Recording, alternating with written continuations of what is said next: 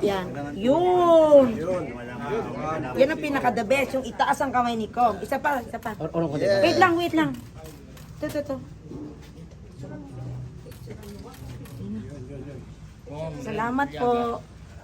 Pag nanalo si Kong, meron tayong picture sa kanya. Tama. Tama. Parang ano yun parang pangsingil. Tatakbo ng masinador. Oo nga. Suporta natin. Good luck, brother. Ha? Talagang itaguyod mo ang PDP. Thank you, yes. Kong, hindi kayo magnanakaw, di ba? Opo. Ganyan. Isa yun sa atin, Jaco. Isa yun sa atin. Una. Basta, yung dalawang kalaban. A few moments later. Mayroon po kaming special election ngayong March 14 sa 2nd District ng Antipolo kung saan namaya pa si Congressman Romeo Ako. So ang opinion po natin dito, ilalaban po natin ang lalong-lalo na yung issue sa katiwalian na nangyayari ngayon. So dito po natin, kaya po ako ay nagdesisyon sa po ng aking mga supporter na tumakbo bilang congressman sa 2nd District ng Antipolo upang ipakita po natin sa mamamayan na may pag-asa po sa aming lugar, especially sa aming lugar sa 2nd District ng Antipolo. At naniniwala po ako na kasama ang mga mamamayan ng 2nd Distrito ng Antipolo ay tutuldukan na natin ang katiwalian na nangyari doon sa aming lungsod. Sir, ano pong pangalan nila at ano pong background para tumakbo po kayo as a congressman? Ako po si Red Viaga, isang negosyante sa 2nd Distrito ng Antipolo, pamilyado at kasalukuyan po sa isa sa mga lumalaban kasama ng ating mahal na Pangulo PRRD at ating Vice President Sara Duterte doon sa aming lugar sa lungsod ng Antipolo. Sir, sino pong posible na makakalaban nyo dito?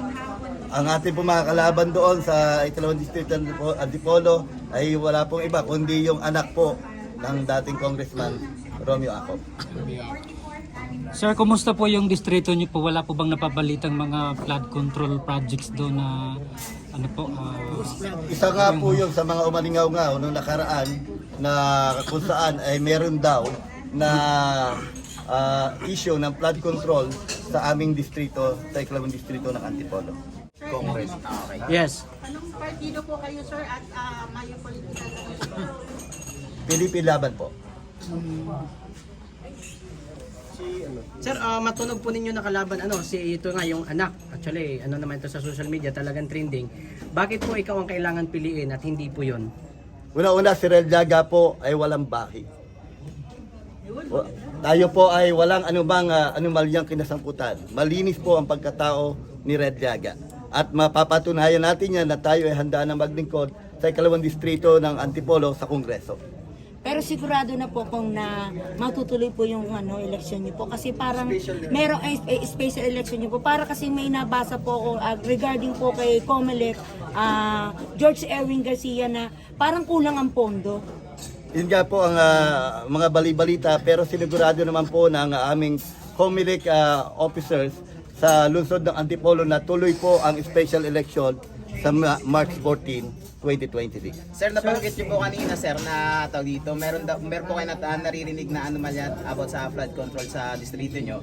Pag nanalo po ba kayo, may action po ba kayong gaganapin na investigasyon dyan sa distrito nyo para mapatunayan kung ano mong anomalyang flood control dyan? Isa po yun sa ating dapat gawin dahil ang buwis ng bayan dapat alam ng mga mamamayan at hindi yan dapat itinatago dahil iyan ay ang Kongreso ay pagmamay-ari ng taong bayan.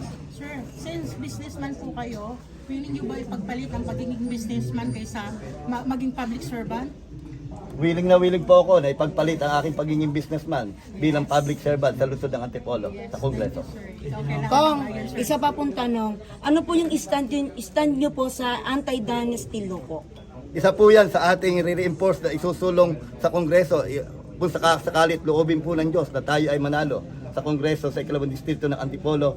Sama po tayo na lalabanan ang anti-dynasty law dahil sa anti-dynasty law walang good governance competition na nangyayari. Sabuatan ang nakawan sa gobyerno.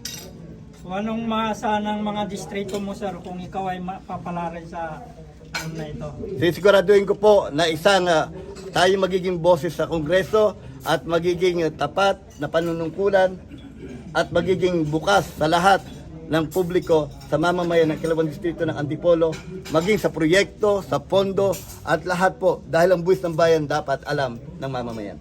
Sir, sa ngayon sir, tatakbo kayo sir, ano po yung mga proyekto na nais niyo ipatupad sa Antipolo? Unang-una po ang Antipolo, para sa kabatiran ng lahat, wala po kaming modern government tertiary hospital. Ito po ay matagal lang iniiyak ng mga taga-Antipolo. Panahon na para magkaroon ng government tertiary hospital sa lungsod ng Antipolo dahil for the past 26 years, naging congressional district, ang lungsod ng Antipolo, wala po kaming malaking government hospital. Nakiki-hospital lang po kami sa mga karatig lungsod, kagaya ng Amang Rodriguez, ng Quirino Memorial Medical Center, at saka ng Rizal Medical Center. Kawawa ang mga taga-Antipolo, dumadayo para lamang makabenepisyo ng hospitalisasyon sa ibang mga karatig bayan. Gayon din po yung pamantasan ng Antipolo. Kami po ang malapit sa lungsod, kung saan 15 minutes lang ang layo namin sa NCR, wala po kaming maayos na pamantasan doon. Meron man, pero maliit at hindi sasapat para maging sulit ang mga mamamayan, lalo-lalo na po ang mga kabataan na sila po ay makapag-aral ng maayos. Kulang po sa opportunity ang mga kabataan sa mga kurso na dapat sana ay kanilang mapakinabangan. Kaya iniiyak na po ng Ikalawang Distrito ng Antipolo na panahon na para magkaroon ng pamantasan ang lungsod ng Antipolo. At ganun din po, isusulong natin ni Congressman Red Llaga na magkaroon po na maging parehas na po ang minimum rate sa NCR sa amin sa lungsod ng Antipolo. Dahil parehas din namang manggagawa. Bakit may discrimination? Bakit sa Maynila ang minimum ay eto? Bakit sa Antipolo eto ang minimum wage namin? Sabi po ng ating mga kababayan sa lungsod ng Antipolo, parehas po kami napapagod, parehas po kami nagagastusan. Ang hindi lang po parehas, kulang po ang aming sahod at kulang po ang aming take out at pambili po namin ng aming pangangailangan at pagbigay po namin sa aming pamilya. Thank you po. Thank you. Maraming salamat po. Nasaan po namin kayo sir? Salamat po. Thank you. Gagan po. Attorney, thank you. Attorney, thank you po.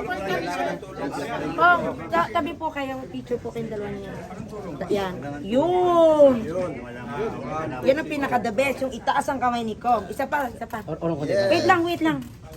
Ito. Salamat po. Pag nanalo si Kong, meron tayong picture sa kanya. Yeah. Tama. Parang ano yun parang pangsingil. Tatakbo ng masinador. Oo nga. Ayan. Good luck, brother. Ha? Talagang Thank you. itaguyod mo ang PDP. Thank you, yes. Kong, hindi kayo magnanakaw, di ba? Opo. Ganun Isa yun sa atin, Gago. Isa yun sa atin. Una. Basta, yung dalawang kalaban. Attorney, thank you ha.